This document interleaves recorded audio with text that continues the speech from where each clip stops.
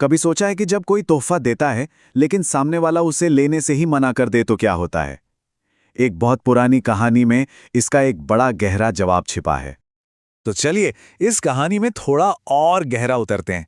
ये कहानी गौतम बुद्ध के जीवन से जुड़ी है और ये हमें सिखाती है कि कैसे हम बाहरी दुनिया की बातों को अपने अंदर आने दें या न आने दें। कहानी की शुरुआत होती है एक ऐसी मुलाकात से जिसकी किसी ने उम्मीद नहीं की थी।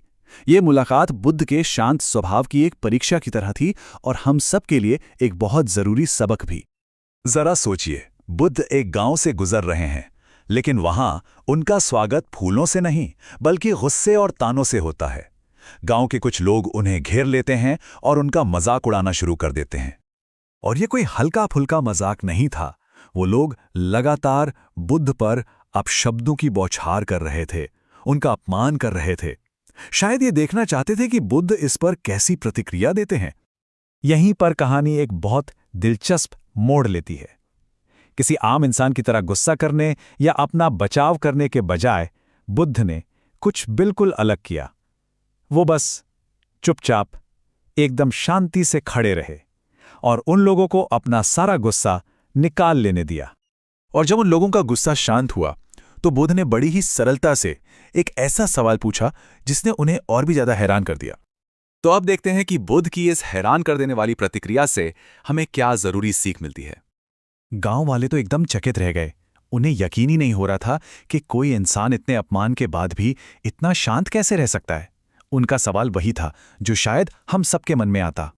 बुद्ध ने उन्हें समझाया कि उनकी खुशी या शांति बाहरी बातों पर निर्भर नहीं करती। उन्हें न तो अपमान से कोई दुख होता है और न ही किसी के स्वागत सत्कार से कोई फर्क पड़ता है। अपनी बात को और अच्छे से समझाने के लिए बुद्ध ने उन्हें एक और कहानी सुनाई। उन्होंने बताना शुरू किया कि कैसे कुछ समय पहले एक दूसरे गांव में लोग उनके लिए बहुत सम्मान के साथ तरह तरह के तोहफे लेकर आए थे। बुद्ध ने उन लोगों को बड़ी ही प्यार से कहा कि उनका पेट भरा है और वो ये तोहफे नहीं ले सकते। तो जाहिर है उन लोगों को अपने फल और मिठाइयां वापस ले जानी पड़ी। वो तोहफे देने वाले के पास ही रह गए। और बस इसी कहानी के जरिए बुद्ध ने उन गुस्से से भरे गांव वालों को एक बहुत ही गहरी बात समझाई।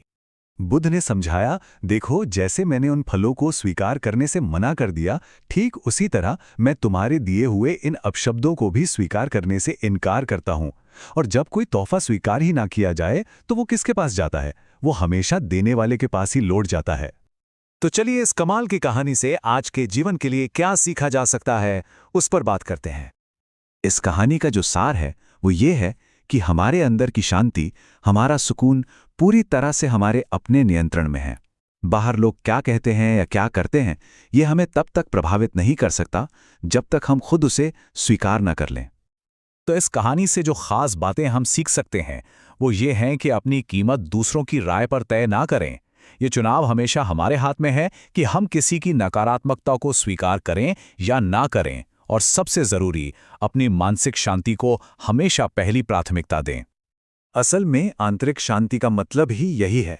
ये एक ऐसी अवस्था है जहां बाहरी दुनिया के शोर से परेशान हुए बिना हम शांत रह सकते हैं। ये शक्ति इस बात को चुनने में है कि हम किस चीज को अपने अंदर आने देते हैं और किसे नहीं।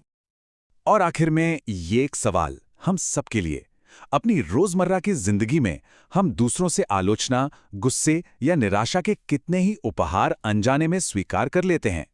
बुद्ध की कहानी हमें याद दिलाती है कि हमारे पास उन्हें विनम्रता से लौटाने का विकल्प हमेशा मौजूद है।